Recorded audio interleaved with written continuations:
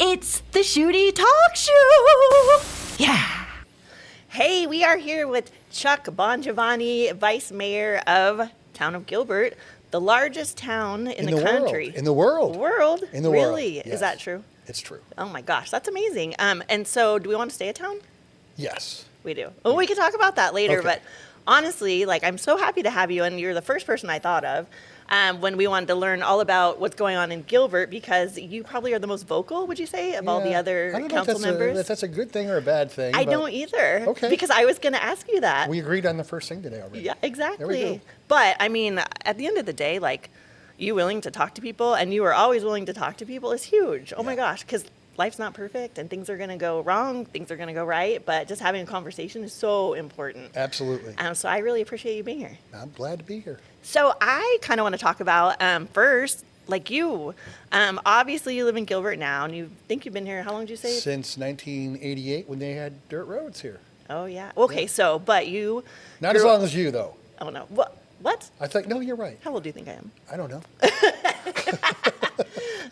No. So, but you grew up East Side, East Coast. East Coast. Yeah. Rochester, New York. So, what was that like growing up on the East Coast? Life was a lot faster, Okay. you know? And like when I went to college in Colorado, which is like the slowest area you could ever be in, you know? And people were like, hey, let's get together tonight. So I'm ready to go. Like, okay, we'll meet you at 10:30. I'm like, 10:30? Because they had to take a nap beforehand, I guess. or Wait. something. So 10:30 was in. Night, at 10:30 at night.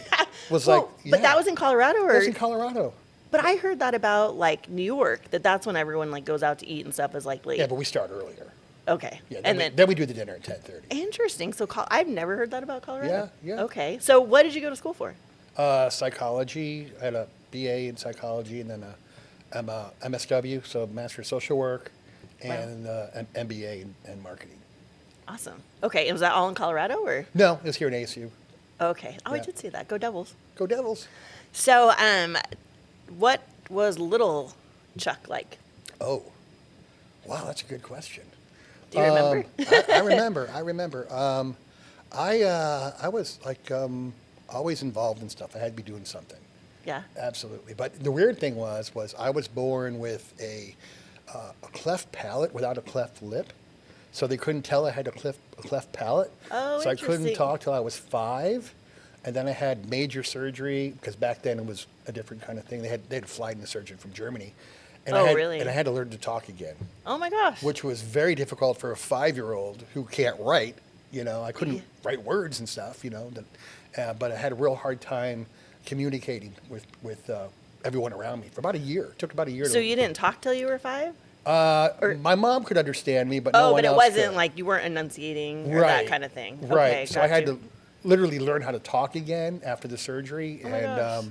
it was very, very frustrating having people not understand what I was saying. Oh, especially as a kid. Like, as you a have no kid. patience. Like, you probably just got mad all the time. All the time. Yeah. And I look back now, and I'm like, maybe that's why I get a little triggered sometimes when people just Like, you don't understand what I'm saying. Exactly. and hey, I don't say things always 100% right. Yeah. So I get it. I get it. Yeah. Did you like school growing up? Or? I never thought I was really good at school. Yeah. It took my second master's degree to be like, hey, no, Chuck, maybe you're a little smart. Oh, yeah. You know, maybe- you maybe- needed the degree to, Maybe like, just a little bit. Yeah. reinforcement. I've got more letters behind my name than I do of my actual name. So Even your last name? even my last name, Wow. kind of weird. Yeah, that is awesome. So you went to school in Colorado and then ASU? Then ASU. What brought you to Arizona? Oh God, you know the story. do. What brought me to Arizona? A 6-pack, a dartboard, and a dart, literally. Oh, my gosh. And I'm glad I'm horrible at darts, or I'd be in like South Dakota right now. Oh, my God. Well, no, you're great at darts. I'm horrible at darts. 'Cause Well, Arizona, but South Dakota? Yeah. Like, I think that was good. but if I would have hit like right in the middle, I'd been in South Dakota. I know. So I'm kind of glad it kind That of you weren't good at darts. It kind of moved, yeah. Yeah, for Yeah. sure. Well, and I'm guessing you just wanted out of the cold, maybe, too? No, this is when I was in Colorado. Oh, got you. That was the dartboard Yeah, game. I was in my senior year in college, and I said, you know, what am I going to do with a psych degree? So I knew I wanted to go get my master's somewhere. So I finally just said, okay, let's go. So threw the dartboard, It was Arizona. and here I am. I usually hear about people coming to Arizona for the sun. Yeah. Like, especially when you say back east, it's like, Yeah, we had 60 days a year of sunlight in Rochester, so. that's crazy. Yeah. Do you still have family there? Yeah, my Yeah. sister's still there. Yeah. Okay, awesome.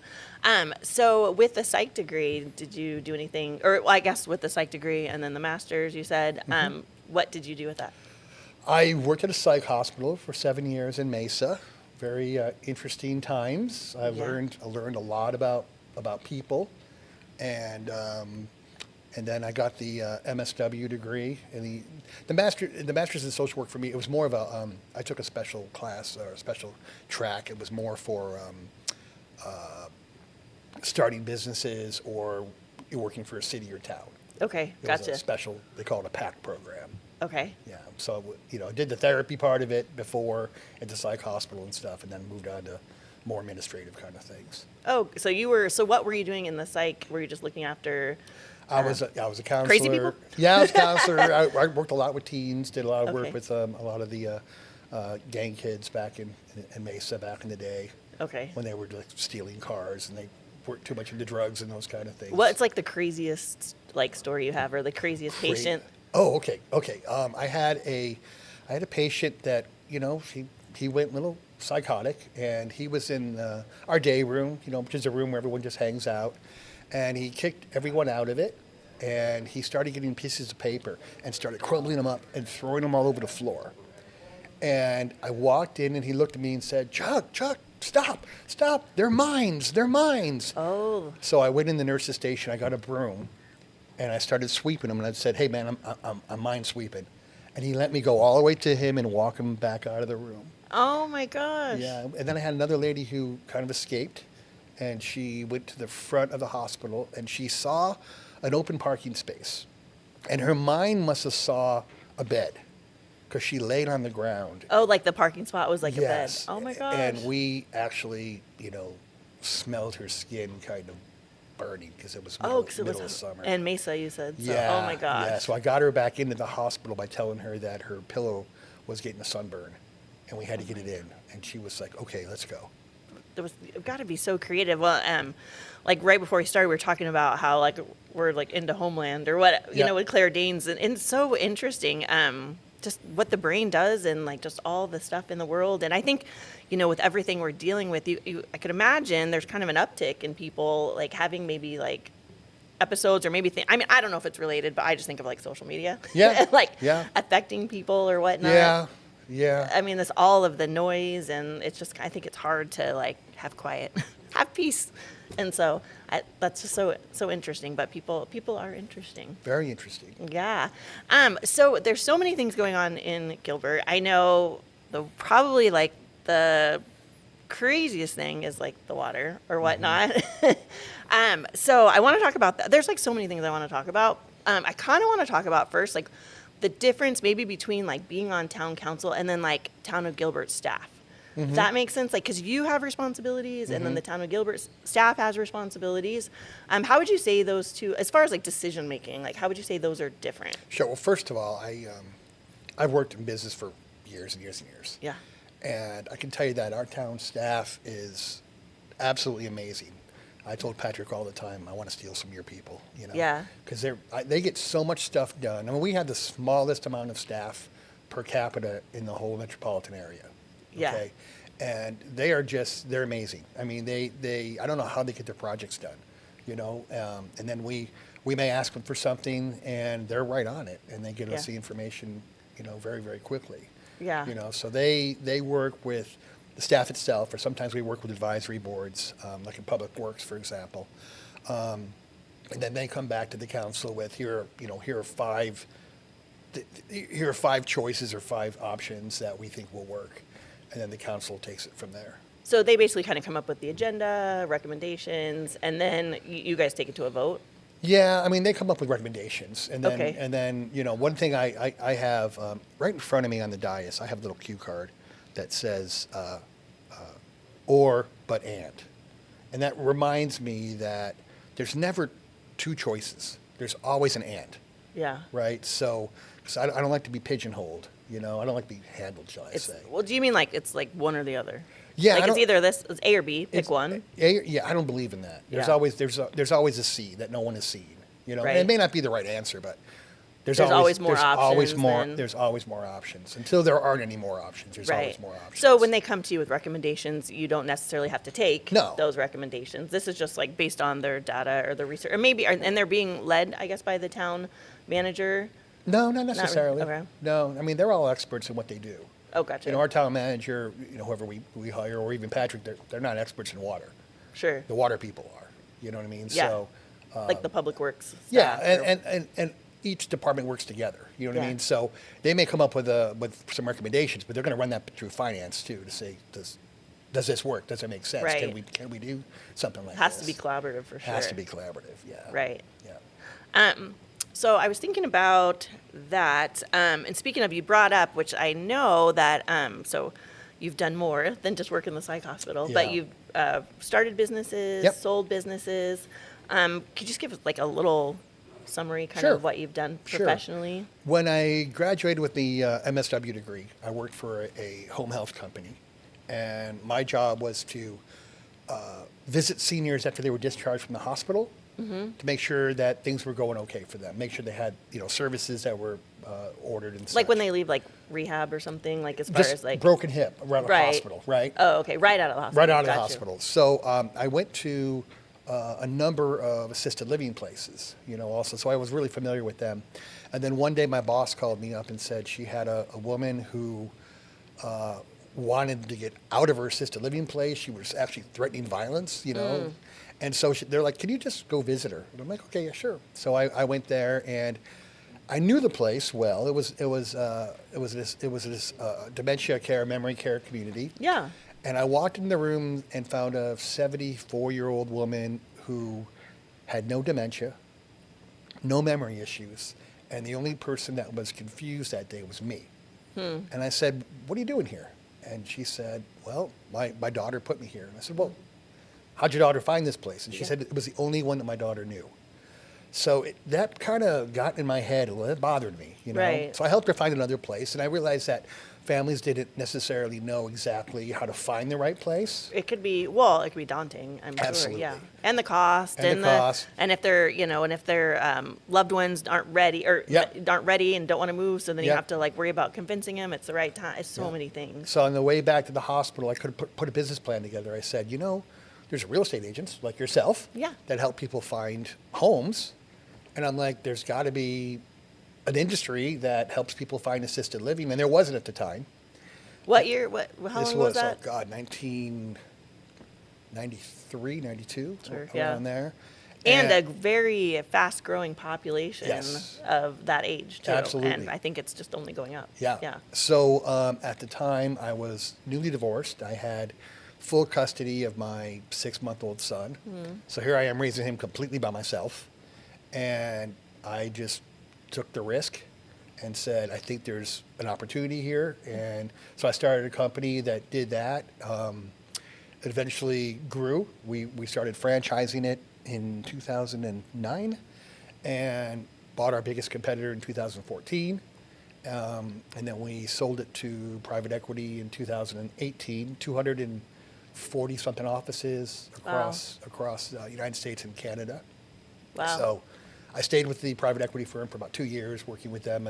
Kind of transitioning. With me, and, and I worked with marketing with all their brands and stuff. And then in 2020, right in the middle of COVID, I got bored. So what did I do? I had to start another franchise system in the middle of COVID, and this one was helping being a provider, senior living provider.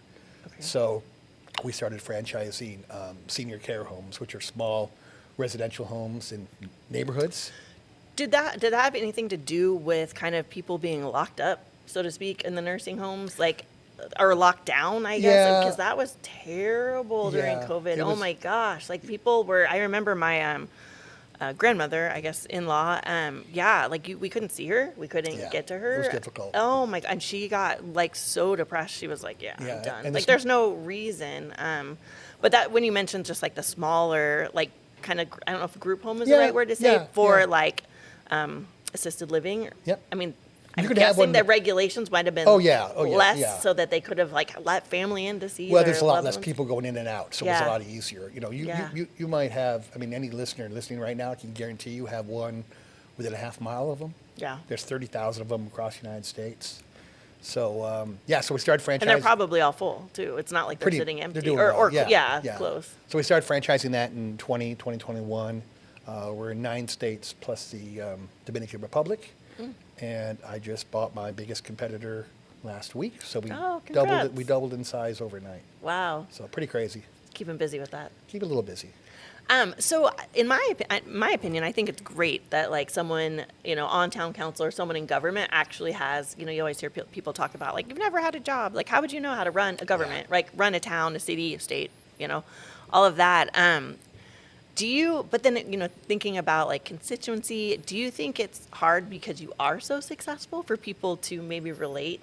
We think about, it's probably going to come up a lot, like with the water or whatnot, knowing like, oh, Chuck, he's like so well off. Well, has look, that. I don't know. 7 years ago, I would have been the poorest person sitting on that council. Yeah. By far. 7, 8 years ago, it was literally paycheck to paycheck like Yeah. everyone else is. What do they say? We're 3 paychecks away from being homeless. Yeah. So, and when I was raising my son by myself, I was literally going through couches like this to find quarters. Yeah. So I could pay for diapers. So, I've been there. I understand that. And even though life's been very different the last 7, 8 years, I always... Like, praise God, right? Yeah, I always remember that. Yeah. You know what I mean? I always remember that and how difficult it was. So, I understand where people are at right now. And, look, everything's going up. Not just locally, but inflation, all those kind of things. And reality is that, no one can really go and express their feelings to the federal government. Right. They may not be able to do it to the state representatives, but we're the closest to the people, so it comes to us first. So I get it. So Which is interesting. So let's talk. So then that's one thing, sometimes we get wrapped up in like federal politics, but then, then you say, well, you have the most, like your voice is the largest locally, but then you look at like how many people actually vote in local, not too many. Right. Isn't that crazy? I got a feeling this election will have a lot of people voting. But it's just interesting, like historically, I feel like, as far as voter turnout, I guess is what I'm trying to say. It's typically, and you look at like presidential, that's usually when the most people come out. Right. So it is interesting that, I don't know, like you have more, I think, not control, but maybe more of a voice at the local level. Like, Definitely. well, especially like, okay, for you, for instance, Yeah. like you actually, I know, because I see it on like Facebook group or whatever, like you will meet with people. Oh, totally. Like, I don't know that Trump's going to meet with me if I want Right. to talk about something. So, Right. so we appreciate that for sure. Like, you're the first one to be like, oh my gosh, like, I'll meet with anyone. Yeah. Whether they agree with me or disagree with me. Yeah. But you know what? Most of the people I meet with start disagreeing. Yeah. And I go, let's go to coffee. And we talk. And I hear their side of the story. And many times I learn a lot from them. Yeah. But we leave okay. Yeah. And that's how it should be. Yeah. You know what I mean? Someone who's going to just attack you and not want to meet with you or not want to talk to you, they're attacking Yeah. for different reasons. Well, it affects their, like, let's have a conversation, but like the name calling, all of that, it's like, you kind of lose credibility and it's not going to get you anywhere for Yeah. sure. It's just going to build walls instead of having like a productive conversation. But we do learn. For Yeah. example, when Councilmember Torgerson and I had our pre-listening sessions before there were other listening sessions officially by the town, people were, they were mad at us. Well, you're doing it in a cigar bar. You're doing it in this restaurant. Come on, at least we're doing it. Yeah. You know what I mean? And we met someone who was on a 5-acre property with horses and livestock and saw a huge water bill. And you know what? I think we, as a town, we missed those people. We missed them in the tier system. The tier system. So by her coming to me, not angry, but just saying, "Hey, Chuck, this is what's going on," and I'm like, you know what? We missed you guys. So that's something that we have to correct. Yeah. You know what I mean? So just being angry at someone and throwing out names at them and the old "you're corrupt," "you're getting paid," whatever. Yeah. It's not productive at all. Right. And again, most of those people who are like that will meet with me, and I don't think I've met with anyone and left with us being enemies. Like, yeah, okay. You know what I mean? Yeah. We're going to find middle ground somewhere. And I'm going to learn from them. I've never sat with anyone in the town resident and not learned something. Yeah. And I love being proved wrong. Right. Because I got 3 degrees. I love learning. So Right. I love being, hey, Chuck, you didn't think about that. And I really like that. But there's ways of doing that civilly. Right. And there's ways of just Lashing out. Lashing out. Well, and some people are just angry, and Yeah, I yeah. get it, but like you have to be able to turn that around and have a civil conversation. If you truly are angry and want to see change, like you have to be willing to. And I'm learning that volume doesn't necessarily mean you're right. Yeah. So recently I'm just kind of like, look, if you have an issue, you have a question, and I answer it, and you just don't want to accept the answer, but yet you have nothing more to contribute, then I'm kind of done talking to you unless you say, hey, Chuck, let's meet. Yeah. It just doesn't make sense going back and forth. Well, on social media for sure. Of course. Right? Like that's Yeah. hard. That's not a real conversation. It's kind of a fake Well, conversation. a lot of people get their news from social media now. And Yeah. that's a whole different, because there's a lot of misinformation out there, and I think there's a difference between misinformation and planted misinformation. Yeah. And I think right now in our, That was also on Homeland, by the way. yeah, was it? Yeah, you gotta watch it. I gotta watch it. Yeah. And I think right now with our water issue, I think we're seeing more planted misinformation than actual misinformation. I don't understand this issue. Right. So we're talking about, so this is interesting. One thing that comes up too, I'm curious, how many hours do you think you spend on town council business? It has not to be exact. A week? Yeah. Probably close to 30. 30? Probably, plus my full-time job, plus having a life besides that. Yeah. But I have no hobbies, and Well, sometimes. this is it, right? Yeah. Kind of, right? I mean, although you're making a ton of money now from the town, because that's Oh. come up, the salary increase. You got to talk about that. My salary increase was 0.3 cents per resident per month to get us at minimum wage. Well, yeah, because what was that? I think before it was 21,000 21, yeah. a year, and now 31. I think so, yeah. Yeah. Yeah. I was curious. Yeah, it's definitely, people think we're getting the big bucks, and Yeah. we're not. And Well, we're it's nothing you could. I mean, that's not. Well, is that even minimum wage? Probably not. I don't even know. My math is bad. My math is horrible. Hey, Maddie, what's what's minimum wage equal if it's full time salary? What is the minimum wage? $15 an hour now? I think so. Yeah. All right. Well, get on that. Maddie's going to do the math for us. I know Maddie does math. She's like, wait, I wasn't ready for that. Yeah, no one's in it for the money. You know Well, what I mean? that's why I guess it's not know, you can't afford to pay for. A lot of Can't afford to pay for the water on that. Right. I had to. Touche one. You got me. Yeah. I think there's a lot of there's council members who actually their business loses money when they get on the council. Well, you would have to I don't- because I- you're pulling time away Yeah, from. I mean mine has. I know that. Well, you know for what I sure, mean? yeah. So, but that's the salary isn't the reason you run. So when you ran, what was your reason for running? Because that was what 4 years ago. 3 years 3, ago. okay. Yeah, I knew I wanted to run at some point. I was actually thinking more I was going to run the last election, because by then some of my companies would have been sold. I would have had more more time. time. But then I saw that there were 4 positions open. I know I'm a good marketer. Yeah. And said, why don't we just push the plans up a little bit? Okay. You know what I mean? And being, owning companies, I'm used to solving problems. Yeah. And I'm used to working with people. So it kind of was a really good fit, for me at the time. Yeah. Does it cost much? Like, do you have to raise your own funds or yeah. Right. Do you spend your own money? Yeah. Do you raise funds? I don't take money from developers or anyone. I took no money at all last election. To run a decent election right now, for this next election coming up, I've budgeted about $45,000 for it. Yeah. That's pretty. Standard, do you think, or what it? Maybe between 30 and 40. And that's just basically, do you think most of it's on signs or? Signs and just campaign strategy and those kind of things. All of that. Yeah. Interesting. So it's because you didn't serve it. I always kind of thought about, just from talking to council people and even past mayors or whatnot, I always kind of thought it felt not like a good old boys club, because there's women on there too, but they want you, there's a, not a secret, but they want you to go through Yeah. just because I've had conversation that's oh, okay, well, yeah, maybe you could get into politics, but you're gonna have to be appointed to this committee, Right, or they right, want it's almost right. like a vetting. It's Yeah. almost like you got to serve your time. You Well, can't just go out there and run. Yeah. But I guess you did. I came from left field. No one saw me coming. I didn't even see me coming.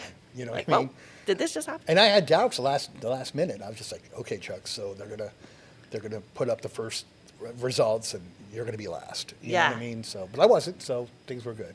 I do think, like your signs did help. Like just having, because honestly, like when we were looking at it, I'm like, oh yeah, he has a personality. Like that's nice. You know, and I thought He has about humor. that. Yeah, It and did help, That was yeah. part of the plan because, people were angry with, they're always angry with politics. We should be. If you're not, then you're not really doing your civil duty. You know what I mean? Right. So I thought I wanted to come across as the person I am. I'm very upfront and very open, and I love humor. It's why I love your husband. And, nice. I just wanted to get out there saying I'm a normal person. I want to be approachable, right? Yeah. So my signs reflected that, and we're going to see some fun ones coming up here in Soon? the next 8 months or so. Yeah. Okay, awesome. I guess so. Talking about some of the town or whatnot. So some of the things that I've like read in the group or whatnot, because we have had people go to like the town council meetings to like voice their concerns, but some of the feedback was that they didn't feel like they were taken seriously, and maybe they were just, just keyboard warriors or just not really being affected, and it kind of was something that grew bigger than it should have. Good How do point. you, and I, even the setup, honestly, of like town council, it's like Yeah. everyone's up I here know. looking down on the peasants of Gilbert. And so how do you kind of bridge that and make, and maybe they are wrong, maybe council's wrong, but how do you kind of bridge that so they feel like they're heard and like listened to? I mean, I know you do definitely Yeah. on like a personal level. Yeah. But not all the town council. I don't know that the mayor does that, but from like optics, just Yeah. looking in kind of the chambers, I guess you call them. It's like, how do you well, bridge it's funny that? because the last council, when we were over at the police station, Yeah. Oh, the last. they were yeah. looking down. I mean, the audience was looking. That could have been intimidating too. But you're Yeah. absolutely right. It's probably the same way, being on the other side of the dais and being higher. What was your question again? I'm Well, sorry. just how do you bridge that from like kind of feeling like it's a little more Yeah. hierarchical, where Well, it's like we're up here and like we're making the decisions up here, and some people were like, well, I feel like they didn't leave a lot of time for people for their 3 minutes, and then they were like shut off, and then people weren't allowed to speak till or like 10:30 at night. Like Yeah. how do you change that, like that perspective, maybe where Yeah. people feel like, but like I felt heard, I guess. Well, I think it's important to note that being heard doesn't mean getting your way. Yes. That's very, very important, because when people don't have the information, and it's our fault they don't have the information, okay? But when they don't have all the information and they think that what they're saying is like 100% the answer to a solution, Yeah. there's a difference between getting realistic facts and making sure that something's going to work Yeah.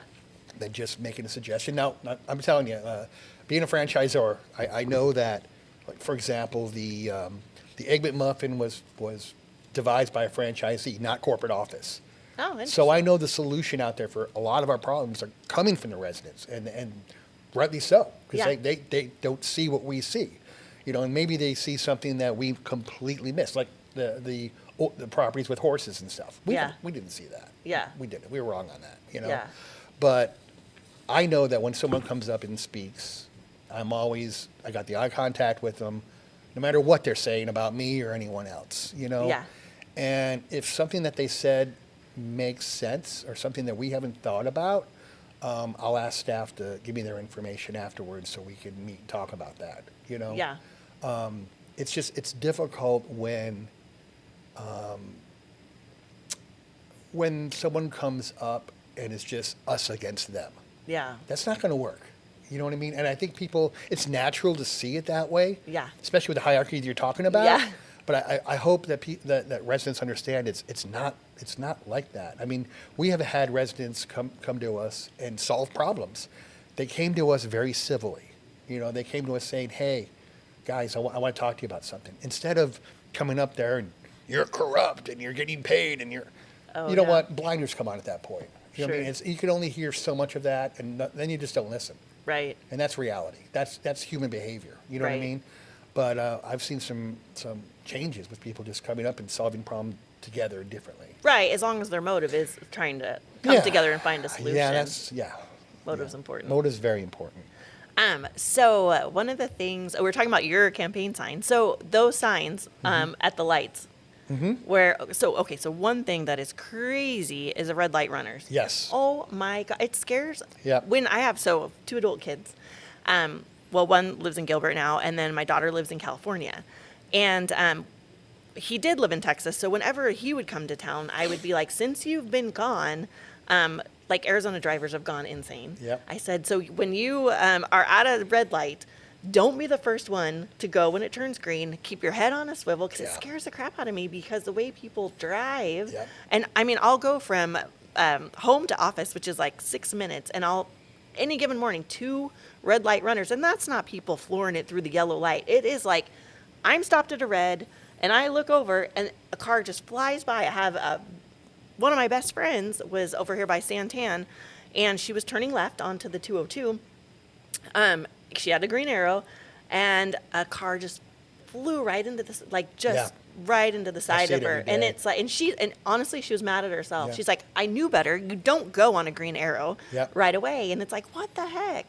I thank God she was okay, but and then it's like people don't want red light cameras. I don't know if those even work. Let me address that. So I got 2 calls from 2 family members who lost their loved ones with motorcycles. Oh, there's a lot of that. Yeah. You Oh my know, gosh. and so I really pushed staff. We need to do something. And the first thing, which is the easiest thing, red light cameras and speed traps and all that kind of stuff. And honestly, I said that doesn't change behavior, though. It does if you went through a red light and you got a ticket, right? But that really, maybe. So we decided to look at other alternatives, and my whole thing is science. So I was like, let's do something. So staff got very creative, and we're looking at our top 10, I believe, intersections where there's been accidents. Yeah. And we're throwing the signs up for 6 months and take a look to see if that does affect driver behavior. Yeah, continue. Edit, okay. I don't know. Okay. How much was it? I don't. I think. That's what you want okay. to know. Okay. Oh my gosh! Okay, Mike, chime in anytime. Well, but so you've done it. Has it been? Well, we can get to that. Has it been 6 months or? No, not yet. We're Okay. It'll be soon, and I'm looking forward to taking a look. So it was like October, because I feel like they Yeah. were Halloween themed at first. right in your yeah. Halloween stuff. Yeah. So we need to see if we can change driver behavior, and I'd rather do that now before we talk about, The red light camera. red light, because people are very, very against that in the town, and I'd rather see us change behavior than just throw a ticket out. Yeah. You know what I mean? Right. And I know also we had discussion with the our police about, let's start giving some speeding tickets. People used to hate coming to Gilbert because they knew they were going to get a ticket if they were speeding. But at the same time, our police are busy doing other things. But I do know that when we have mentioned, or residents have mentioned to us, Riggs Road, for example, we were doing a development there, and the citizens were concerned about traffic and speed. And I know that I ride my bike down there almost every morning, and I see Mr. Police Officer there looking for people there speeding. Yeah. change So that. so Mike's question: how much did that cost for those signs? Roughly. Roughly, God, I don't know the exact number. I hate to give an exact number, but God, I don't know. It wasn't huge. No. No. How many signs? Oh yeah. How many signs? We're doing, like I said, 10 different intersections? 10 different intersections. So I'm going to assume it's probably one on every corner there. So maybe 40 signs. 40? Maybe, Yeah, something like that. Yeah. Well, and okay, so speaking, oh my gosh, who knew we were going to talk about signs? But here's my feedback. Those signs that say, your Gilbert taxpayer money at work, do we actually need those? Because if there's infrastructure going on, don't we know we're paying for it? And then it'll say 10% project done. Like, that has to cost money. I'm all for, changing driver behavior, but, those signs drive me nuts. Okay. That's all I'm going to say. I'm guilty.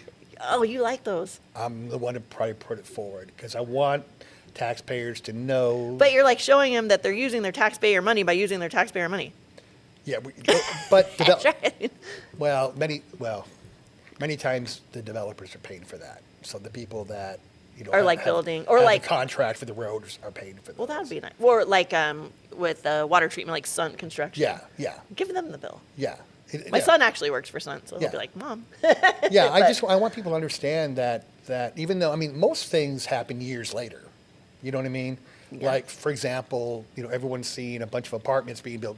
Those were voted on years later, or years before. You know what I mean? But can you change the zoning? Like when you come in office, you're like, oh my gosh, like what the heck were those people thinking? Like we don't need, and I know there's actually, pros and cons to apartments, but like, could you be like, what were they thinking? Why did they zone it this way? Let's make a motion to change Yeah. the zoning. Well, the zoning was done by voters in 2008. Or I guess put it up for a vote then. Yeah. It Well, would change. we can only change. I know I'm we can- oversimplifying. No, we can only change. Well, we can change the zoning if people ask for it. But see, most of the apartments, for example, if the developer hasn't asked for anything, changes, and it's already zoned for apartments, it doesn't even come in front of us. We don't even vote on it. Okay. Let me give you an example. Remember the dreaded bottled blonde? Yeah. Last year, we had 4,500 people, sign a petition against it. We couldn't stop it if we wanted to, because it was zoned for that. It was a private It was, seller. It was a private seller. They weren't asking for any changes. Yeah. So we couldn't stop it if we wanted to. Now, fortunately, it stopped. Yeah. But I mean, I think people have this understanding that we approve every single business. Yeah. That opens up. The council doesn't, and planning commission and those kind of people do. But as far as council goes, we only get involved if they're asking Something for comes about. special changes. Yeah. If they're asking against something that the voters have already agreed to as far as zoning goes. And sometimes we have a delicate, everything we do is balance. And people sometimes think that you need to just make this decision and not realize that it affects something over here. So Yeah. we always have to watch that. For example, we have the lowest percentage of apartments in the whole valley, and people are still Gilbert, at the time, yeah. Yeah, but at the same time, population is important because not only do we get more revenue from the state and such, but especially now with water. Next year they're going to be cutting our water from the Colorado River, and I'm telling you, Wilcox, Arizona, isn't going to get as much as water as we do. It's going to Right. be many times based on population. So we always have to constantly watch our population, and although people don't like it, they have to understand that more people we have, the more expenses get spread out. For Yeah. example, the sewer lines that are deteriorating, they're all on the older part of the town, okay? They were going to deteriorate no matter what. Yeah. Okay? Because of the chemical composition and those kinds of things. Now, what if we didn't grow? What if we still had 50,000 people in this town and those had to be replaced? Because they would have, no matter how many people were living here. Yeah. That bill alone would have been like hundreds of dollars per month per Yeah. resident. Do you blame, I don't know if blame's the right word, like past town councils for passing the buck? Blame's a tough word. Okay? Yeah. People see facts as blame. Okay? When I mentioned that the town council was told in 2013, that isn't blame. That's a fact. Yeah. Okay?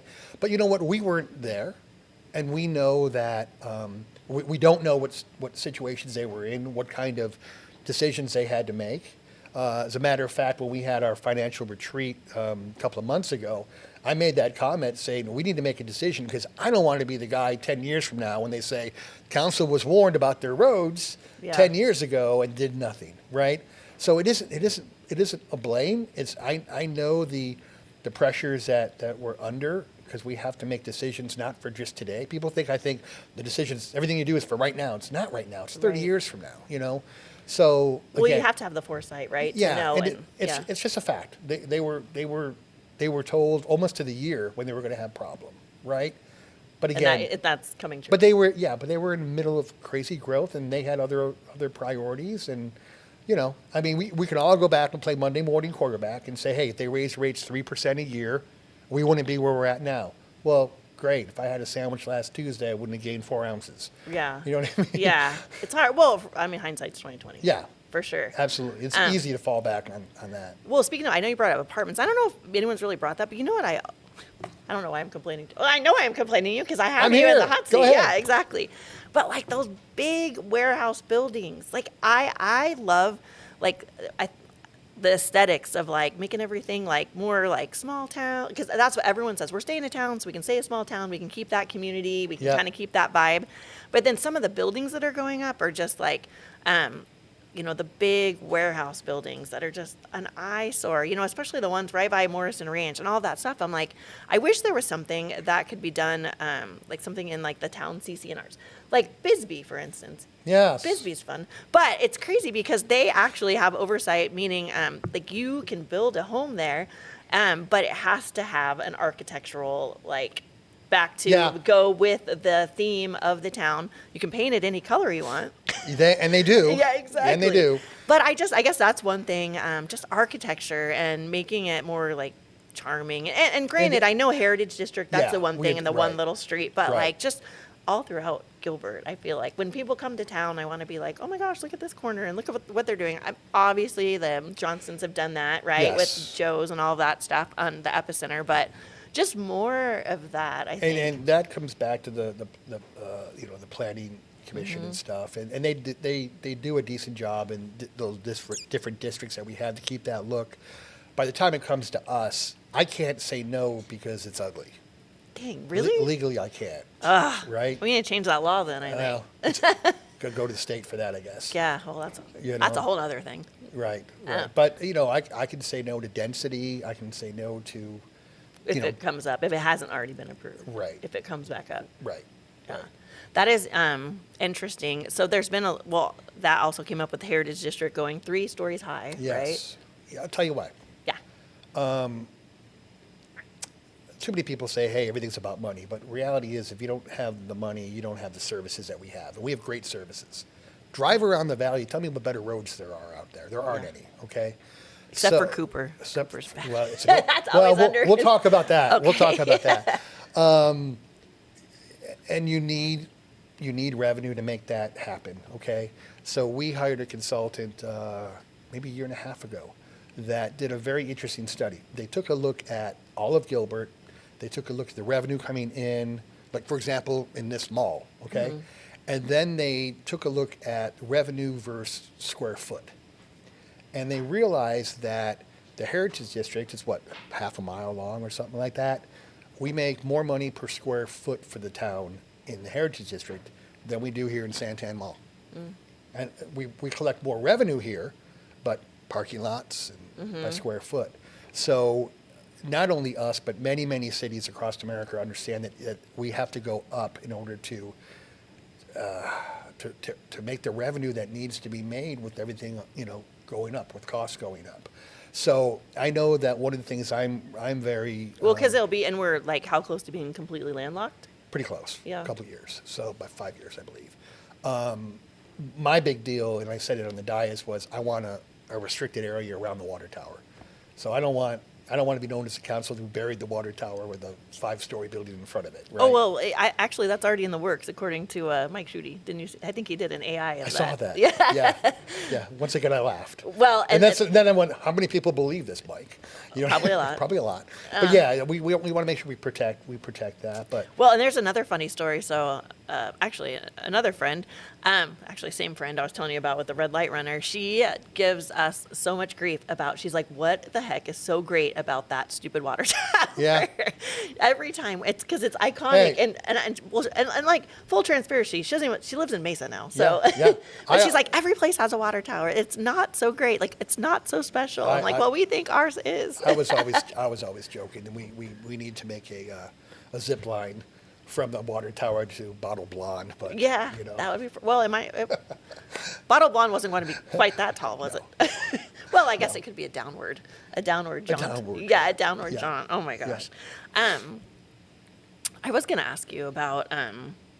Okay. So speaking about revenue, I know. I had heard that looks like 2027 Gilbert's going to be trouble. A $30 million deficit. $20 million deficit, yeah. So it's not. Well, let me tell you what happened. We lost $9 million from apartment tax, rental tax, which no one. Well, it's not even just apartment tax, right? It was just even like from single family homes that like apartments, homes, all rental tax, right? And that was just it was through a state, right? It was, and that drove me crazy because and I actually put a post up in Go Gilbert. I said, how many of you people are paying less now in your apartment now that you're not paying taxes? And I had like maybe 1 or 2 people said they're paying less. And what the developers did, or the apartment complexes, or whatever, they just added administrative fees. They did. I don't think the state saw that, and if they did, they should have put it in the bill that said that they had to subtract that amount of money. So, But then so to me, it was interesting that it was passed and then signed by the governor. But then it's like they couldn't do that because then that would sound like rent control, right? Yep. If they're saying how much you could do it. But it was interesting. So in working with rentals, I saw like a huge change in like the cost of, and I wasn't looking at apartments specifically, but just single family like rentals. Sure. And when I had heard that, I'm like, well, that's great because that's like 1.5%. Like, oh my gosh, that's going to get passed on to the renter because the landlords charge the renters that. Well, now it's going to be passed on to the residents, unfortunately, because we're not going to be getting that $9 million. Right. The big beautiful bill cost us $3.5 million. The Santan becoming a town is $1.5 million. Less shared tax, state tax revenue. Shared revenues under $6 billion. So, yeah, so we will be $20 million in the hole as far as revenue coming in compared to this year. What's frustrating with that is people look at our budget as if it's a home budget. If I want to go to Disneyland, I just got to lay off my coffee or whatever. You know what I mean? We can't take $20 million off of a project and use that money to go into making up the general fund. Yeah. Because, for example, if it was being paid for by a transportation bond, then we need to spend it on that. You know what I mean? You can't, right? You can't say, can't we'll just- take it from. Yeah. Let's get rid of this project and put that money over. It doesn't work that way, So we have to come up with some ideas. I know we have one coming in front of us here in the next council meeting to approve some different kind of taxes to raise half of that money.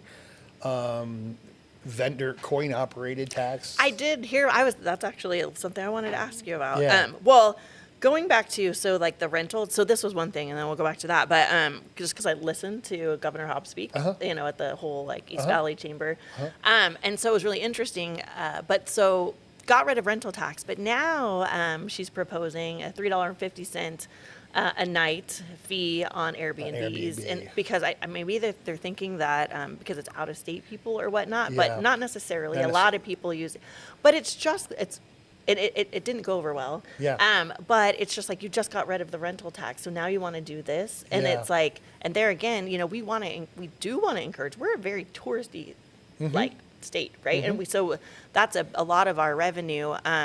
So it doesn't make sense to me I think it's just playing politics, honestly. Yeah, I'd rather see us in Gilbert. I'd rather see us work with the Airbnbs and maybe give them some marketing literature about restaurants in the area and those what you can do in Gilbert. I'd love to see Yeah. all the Airbnbs get a stack of magazines or Yeah. something where they can leave in the home We because that'll actually- bring revenue in. Definitely bring 100%. in. Like we actually do that. Like here's some of our favorite restaurants because we Yeah. have an Airbnb close to Yeah. downtown, and I'm so happy because passionate about Gilbert. I want people to come here. I want them to pour into the restaurants and the local places. That'll bring more than $3.50 a night if they just 100%. stay in Gilbert and learn what But they I need to do. know, but one of the things is that I heard with the proposal with the new taxes is it would be a higher tax on restaurants.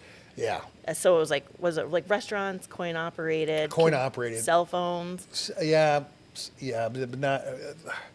They're not huge. The biggest number is again with restaurants. It's proposing Like 2 to 2.75. Yeah, and that'll. But I feel like from a standpoint of like town revenue, but then oh my gosh, these restaurant owners with the minimum wage increases and all of that, like they're getting killed. And that's already, and I think it has like the highest like fail rate of any small business. So that I don't know, that makes me feel bad for Yeah. them. Like of all the things, and yeah. I see where you could, and I don't know if like there was like certain businesses kind of like almost like cherry picking, like, well, we'll go here. I don't know if there's like rhyme or reason for it, or it's just like, I know you're saying coin operated. You're like, that's probably a small, but I just don't know if it's like fair. That'd be $1 million coming in. Well, and I didn't know if that's why that business was picked or whatnot, or No, like how you pick which businesses Yeah, you I propose. don't think it's by business; it's by category. We looked at other cities around us and saw what they are, how they're bringing revenue in compared to how we're not. Yeah. And those were I think six or seven categories that have. There was a coming difference from us. as far as like what we're collecting as a town. Right. Like I'm guessing it was like Chandler, Mesa, Right. Tempe. And the restaurant one is the one I'm more concerned about, Yeah, that's huge. You could rationalize it and say it's 75 cents for every $100 you spend on drinks or whatever, but Well, that's got to be clearly like $1.50 for me right there. That'd be $200 in drinks. there you go. There you go. And I already get in trouble. Yeah. Mike's like, if you didn't have to have a glass of wine, but my gosh, a glass of wine is like, it's so funny because he'll be like, when we go out to eat, which it's expensive as It heck. is. Yeah. When we go out to eat, if you didn't order wine with every meal, like how much money would we save? But then like when I don't order wine, he's like, you need to relax, like have a glass of Have a wine. glass of wine. You can't win. Yeah. But it's crazy to me, like going to like some of these restaurants like Buck and Ryder. Yeah. I mean, my gosh, on a Monday night, Yeah. they're like packed. Yeah. So I don't know, and I don't know where like people are getting the money, but that's probably like, in my opinion, like the last place I'd want to see is like taxes raised on like restaurant tax. I get it. And again, it comes from federal and state. So why aren't we going to federal and state saying stop cutting our money? Yeah, the state especially. I think it's a mess, but that's just my personal opinion. But again, and I it don't, comes back to what you said. Yeah. It affects local the most, yeah. right? I mean, Oh, I wanted to ask you, sorry, No, go ahead. this other thing about how an answer to affordable housing, like the state passed, basically like you have to change zoning in like the city center, right, from single family, well, even if it's zoned single family, but you have to make it multifamily, right? yeah, we did that very strategically, Okay, okay? yeah, I hope I don't get in trouble for saying this, but we took a look at, we had to define an area that we considered business centered, right? Mm-hmm. Yeah. So we took a look at where could we name our business center and have the least amount of effect, and that was the Heritage District. I figured, and that If we'd actually have done makes it, sense. if we'd have done it here, right, at the That'd be mall. wonky. At the mall, we'd have triplexes and quads all over the place, I think. Because Yeah. there's a lot more open land around here. So we strategically did that to affect the town and the residents the least amount. But you want to solve the problem there. I mean, being a realtor, hopefully you agree with me on this.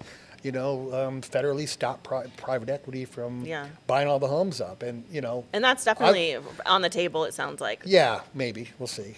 Well, Trump said it was, but we'll see. Yeah, we'll see. Do you think people? So there's probably not a lot of land really within that. We look at some of the areas where it's like older homes, but Yeah. and they're like being revitalized, which is really cool to see. But I did see one where it looked like they were going up because the lots are only like 3,200 square, so they're little. But the houses back then are like 600, 700, 800 Right, square square feet, feet, right. very different. Right. But I did see that, and I thought of that kind of.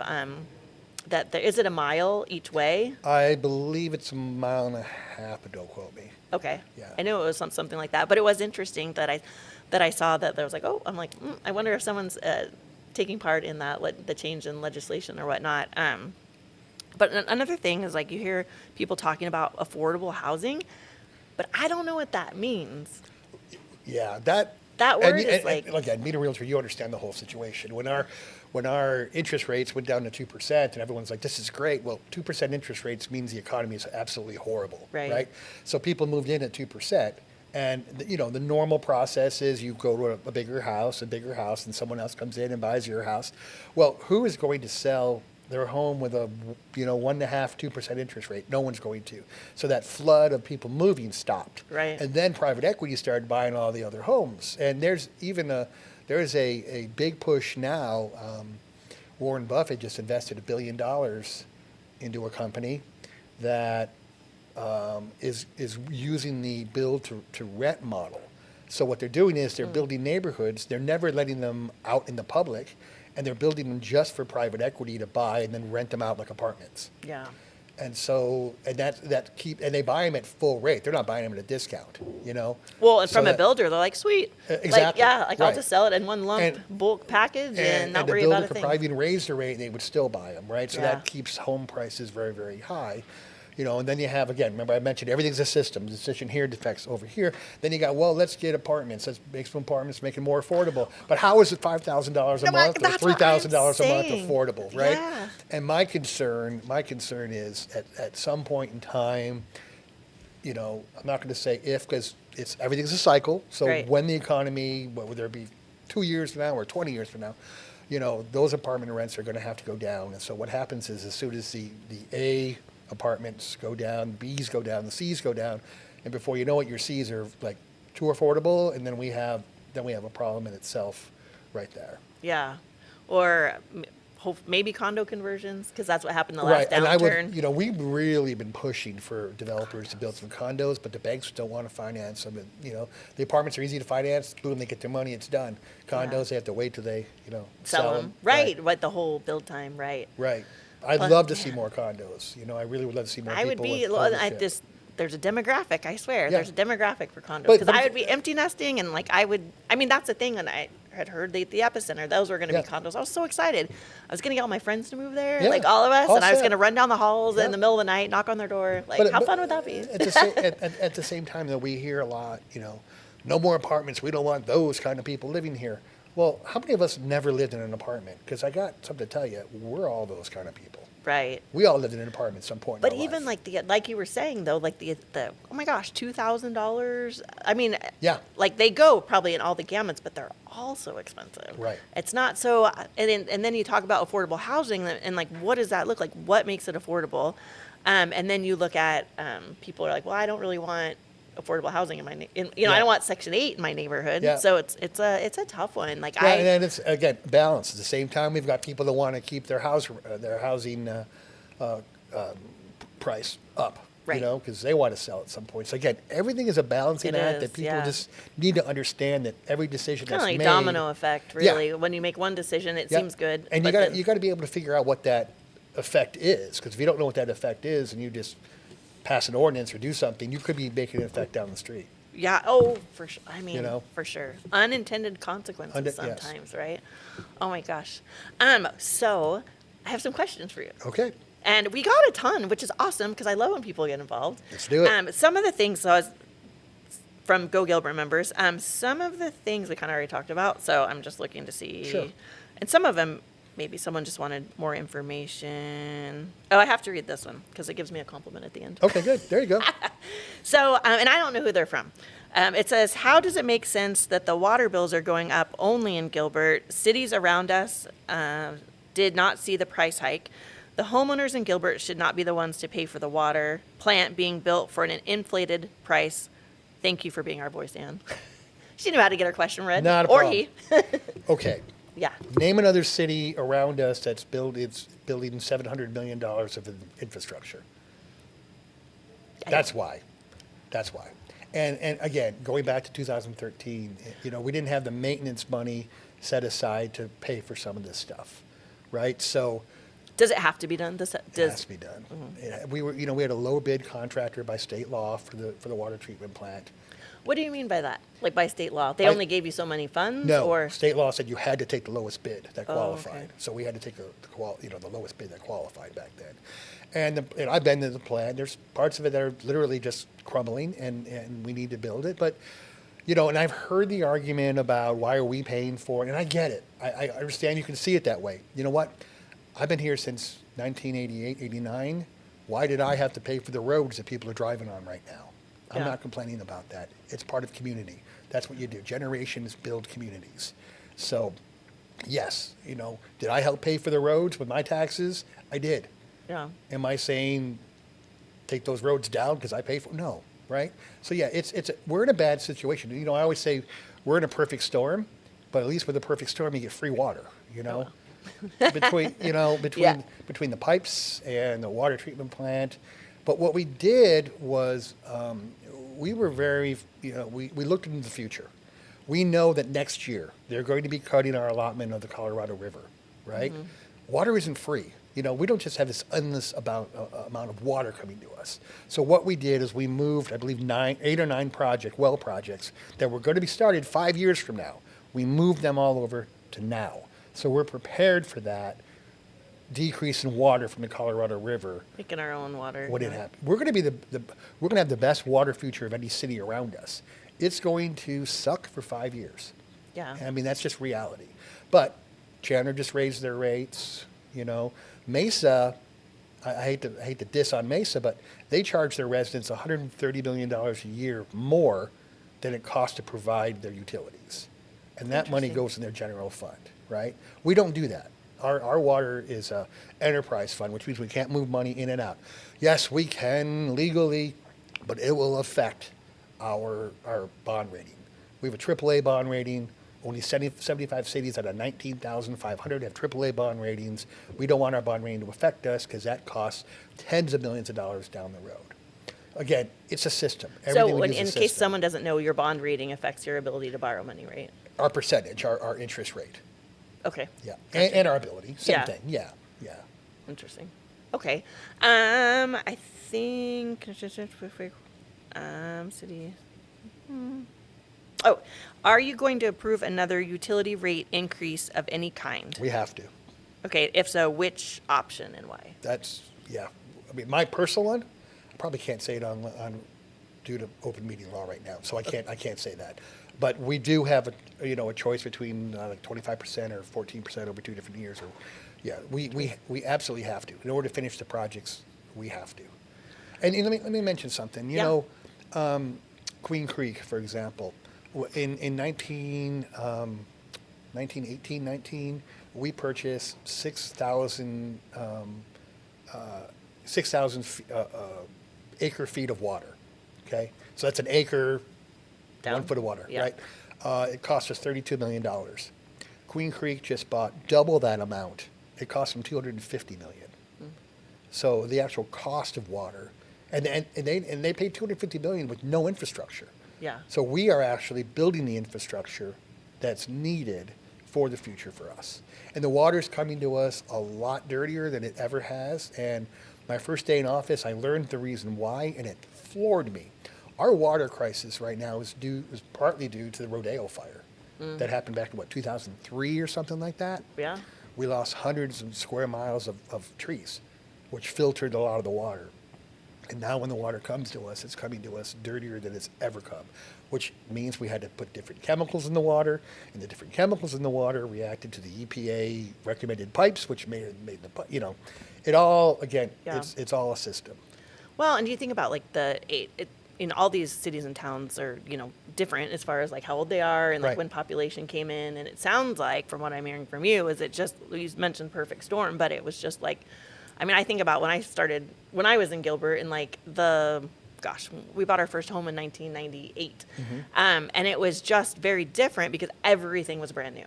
Right. Like, so Right. I think about it from a real estate perspective. It was like so easy to sell a house in Gilbert, like the early 2000s, because we'd go to our inspections and it was like, great. I mean, aside from expansive soil, but Yes. that's another Yes, thing. that's But, all, okay. but all of the I'm roofs. not at fault for that, by the way. Yeah, okay. Okay. I mean, maybe. No, Okay. just kidding. So it was, roofs were brand new, Yep. like your ACs, everything. So the home inspections, it was like, oh my gosh, this is going to be like the easiest thing ever. And so I fast forward to now. Of course, I'm relating it all to real estate. Like everyone's roofs need to be replaced. All the Well, ACs need to be and- replaced. All of and- that. and- So and- it could be a timing thing. Yeah, for sure. let me go with you on that too. What's our next big thing? People say, why did you just bond this whole thing? Well, we have to watch what we bond because, you have a credit card in your hand, right? And you can't max it out. So our option was like $20-something a month more for sewers for 5 years. Or spread that out over 20 years and have $80 million of interest. $80 million is $80 million because we know, again, make a decision today for tomorrow, 8 years from now, well, 7 to 10 years from now, roads need to be repaired. And I don't mean like just surface tar on them. I mean, our road, you mentioned Stapley, okay? Our original roads have to go down to the dirt, right? Because it lasts about 30, 40 years, and our growth was between 1995 and 2005. Do the math, we're getting there, right? Yeah. So we have to repair all of our roads. Now, we just repaired the roads over at Val Vista Lakes. I believe that was $52 million to just fix those roads. Yeah. So we have to watch what we bond today because we may need, those revenues for the For future. later. And I looked at it when I voted for that. I was like, okay, yeah, $20-something is a lot, okay, for some people. That's why I made sure we had the fund available to help people with their water fund or their utilities and such. But I just couldn't fathom the idea of going from, $8 a month to $23 more a month. That gap in there was worth $80 million of interest. And I'm going to do everything in my power when that 5 years is over for the sewers, we need to bring those prices back. Now, I'm sure staff's going to have other projects I was in just gonna mind. say, when Yeah, did we well, ever like? yeah. When do rates ever go down on anything? Once you get it. I know there's a number of us on council that really feel very strong about that. We made a promise, and we're going to do what we can for that. You know, kind of like with we raised sales tax. That money was supposed to be spent on, parks and police and those kind of things, and it makes no sense to do anything else with that money except what we promised the residents that we would do with that money. Yeah. That's true conservatism, is doing what you're saying you're doing with the money. Right. You know. Speaking of that, do you support a primary property tax? No. Why? Because, you already don't own your house. Yeah. My house is paid off, right? Do I really own it? Not really. No, I don't. You know what I mean? So It can be taken away pretty it can swiftly. It can be taken away. That's why we're working hard right now to come up with the what we need to do to change to fill that gap. People aren't happy a lot of times. I got to pay, another quarter on my restaurant bill. But I'd rather pay a quarter of my restaurant bill than pay hundreds of dollars on a primary property tax.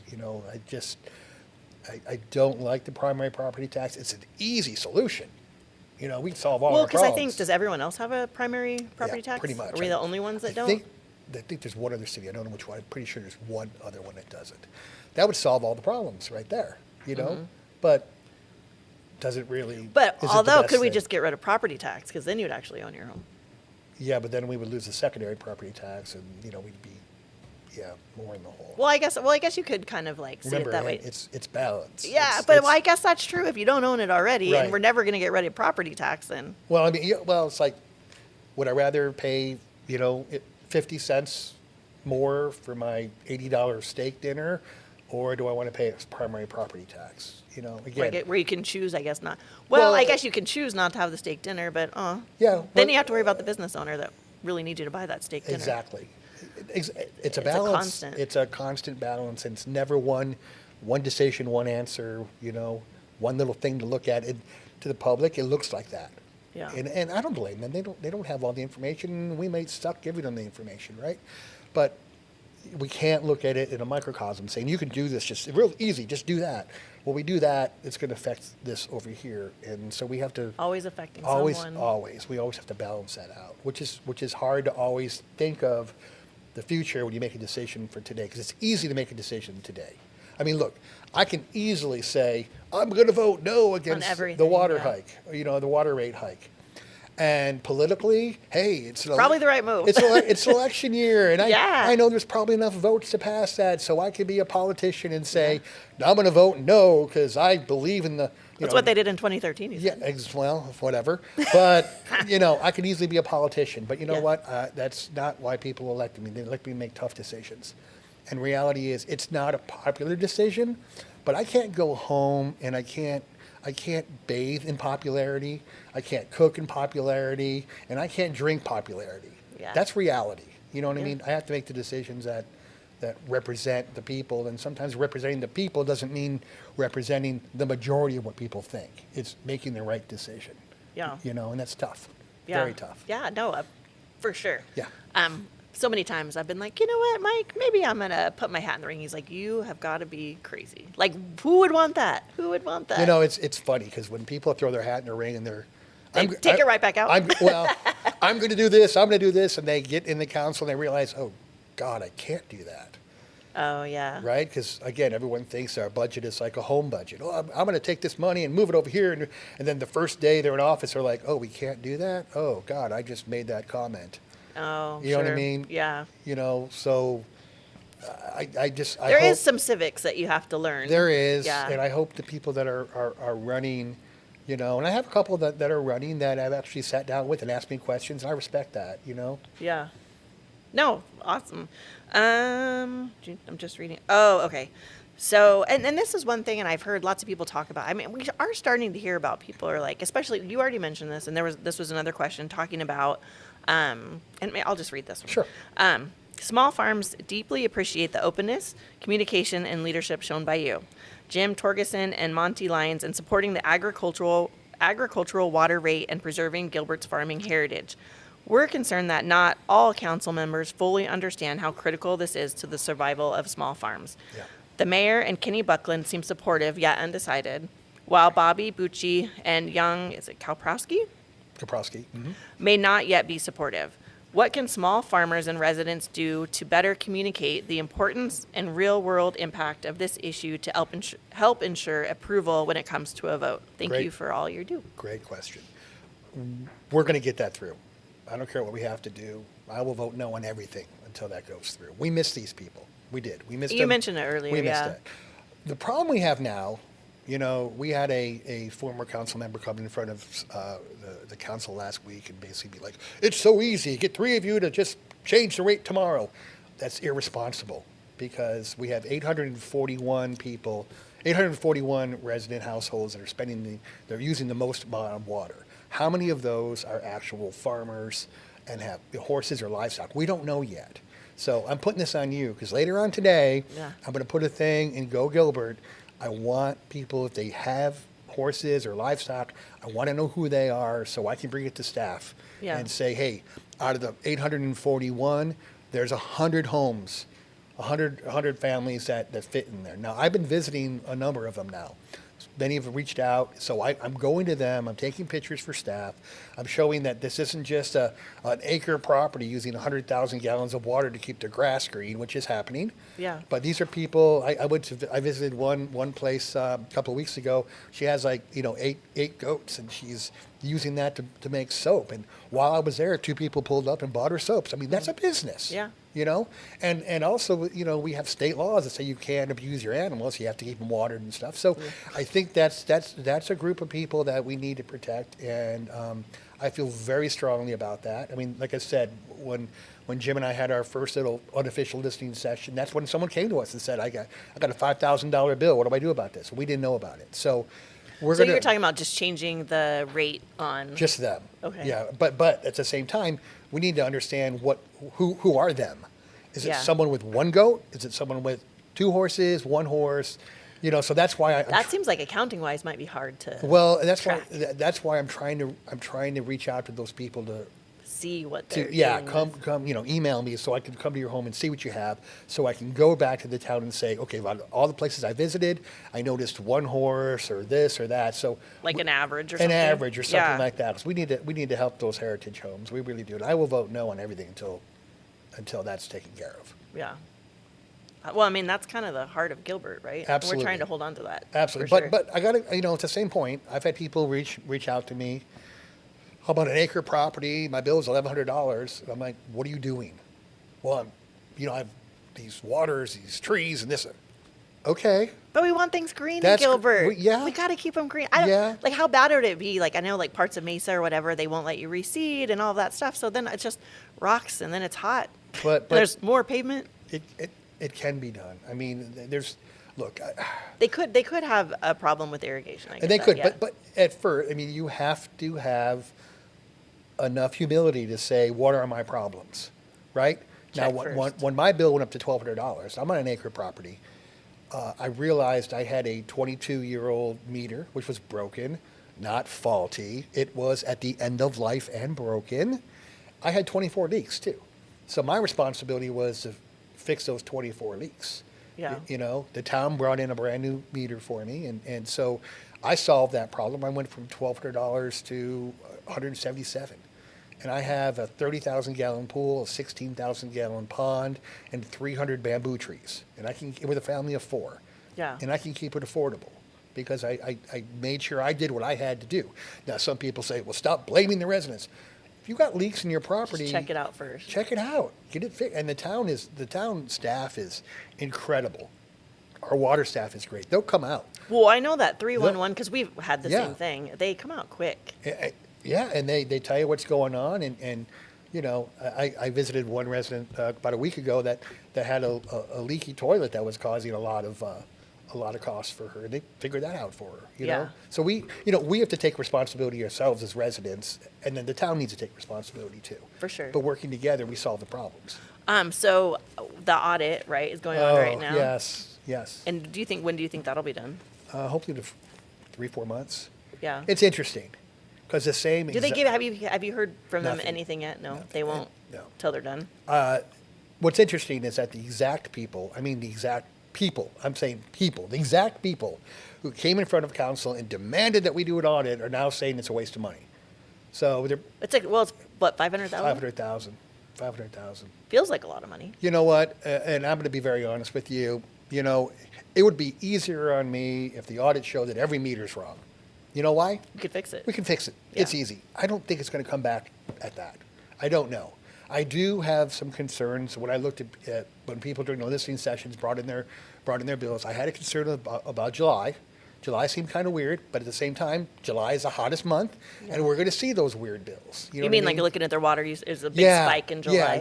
Yeah. And then July, I think, was the first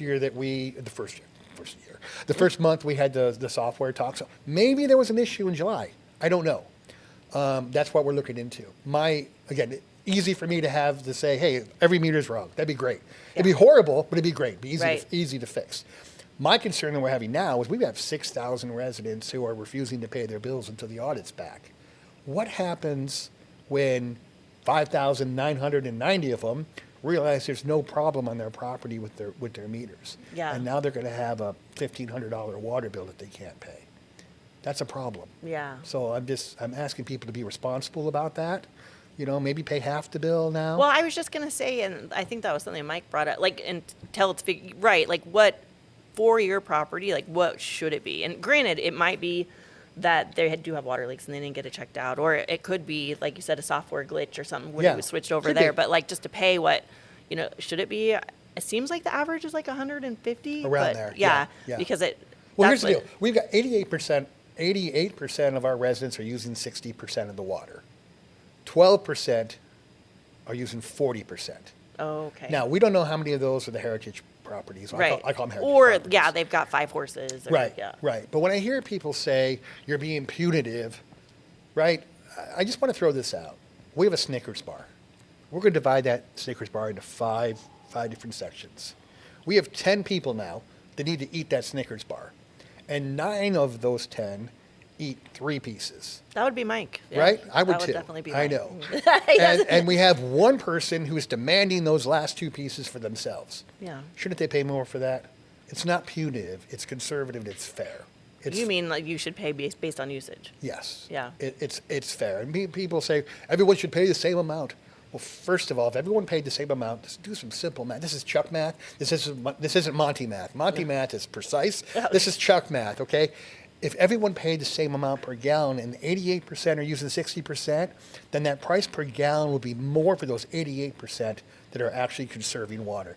We have to conserve water. You know, I always say that the desert will teach us more about water than the ocean ever will. And I mean that. It's not infinite. People think that, oh, wow, we get all this water. It's free because it's coming from the Colorado River or coming from here. It's not. Well, and they actually, Governor Hobbs talked about this, is in trying to work out an agreement with the upper basin states, Yep. right? Because they're not letting us. They're not letting us. Yeah, they're not letting Yeah. us have it. So Yeah. that'll be that. I mean, that seems And like we're going to that's be a whole nother issue in and itself. we're going to be cut next year. That's why we moved up some projects, and it costs money to build those wells. But you know, when You're relying on other yeah, people. It's hard. it's water's life. You know what I mean? And so we're going to do whatever we have to do to make sure water's life. And I see people on social media. You guys are being greedy. Being greedy. There's no profit made out of that fund. That fund has to legally pay exactly water. what it costs us to deliver service and maintain that service, which includes having money left over for maintenance, you know? Yeah. So there's not one penny being made. So I take offense to be called greedy. I'm not being greedy. I'm looking out for you and your family. And it sucks. It really does. I mean, the water rates in 5 years, it's horrible. Yeah. But it has to happen. Oh, this was we talked about a little bit of the zoning. It says it visually appears that the town of Gilbert continues to promote and approve high-rise rental apartments. Help me understand why new construction, single-family residential home developments or condominiums, we kind of talked about this, target first-time buyers are not going into these vacant lots. It's the banks. We would love. It seems that yellow zoning change hearings continue to go up all over town. Oh, okay. So that tells me their zoning isn't an issue if it's for more apartments. I I don't know if people have been watching the town council in the last 4 months, but developers are having a hard time right now getting their apartments approved. Okay? So if it's already zoned, do you mean for new zoning or existing zoning? For new zoning Oh. or changing on An existing zoning. existing zoning. They're Yeah. coming to you to get it approved. Yeah, yeah. And like I said, you can drive around town and see all these apartment complexes coming up and then figure out, did we vote on them? Not a lot of them. You know, a lot of them are just, they have the right to do what they want to build because they're not asking for anything more. They're not asking for any changes. And Right. that's probably a little bit strategic on their part, right? Very strategic. on They their know it's part. not popular. They know it's not popular right now. Yeah. So they're not asking for even a subtle change if it came up for a vote. Yeah.